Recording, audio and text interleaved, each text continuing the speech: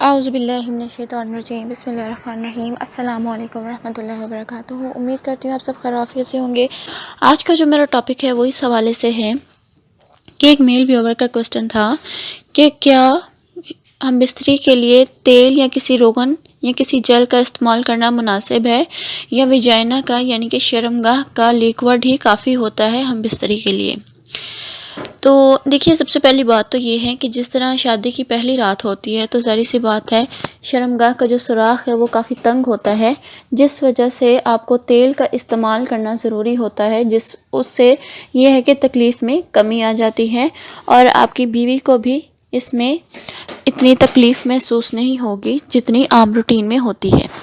تو اس لیے آپ نے صحیح سنا ہے کہ جیسے کہ کوئی تیار کردہ جیسے جیل ہے تو اس میں ظاہر سی بات ہے کافی چیزیں اس طرح کی ڈالی ہوتی ہیں جس سے شرمگاہ کو نقصان ہو سکتا ہے۔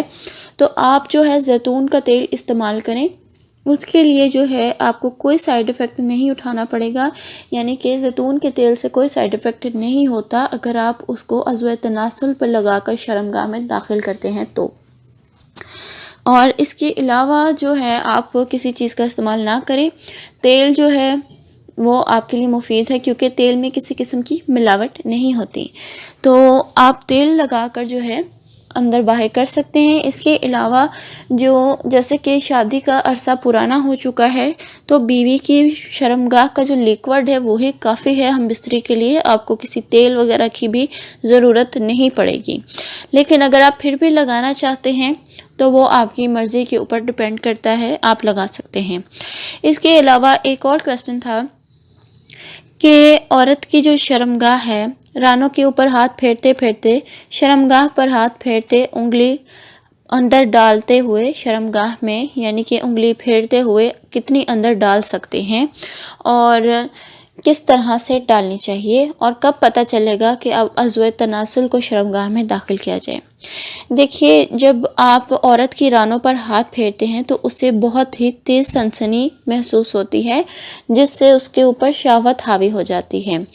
رانوں پر ہاتھ پھیرتے پھیرتے شرمگاہ پر ہاتھ پھیریں اور انگلی کو تھوڑا سا شرمگاہ کے اوپر مسلیں، جس طرح سے میں نے اپنی پچھلی ویڈیوز میں بتایا کہ اس کو مسلیں۔ پھر آپ دیکھیں کہ شرمگاہ کا سوراخ اگر کھل چکا ہے تو پھر آپ جو ہے اس میں عضو تناسل کو داخل کریں، اندر باہر کریں اور عورت بہت جلد ڈسچارج ہو جائے گی۔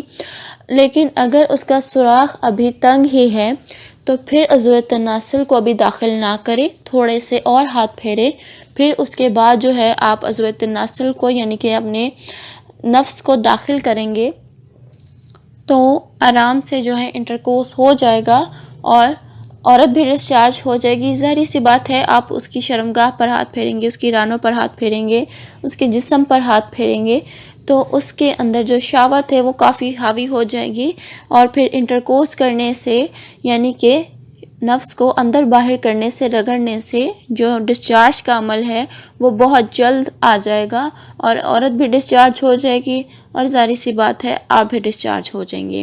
تو اس طرح سے جو آپ کا ہم بستری کا عمل ہے وہ بالکل ٹھیک رہے گا اور آپ کو اس میں لطف بھی آئے گا۔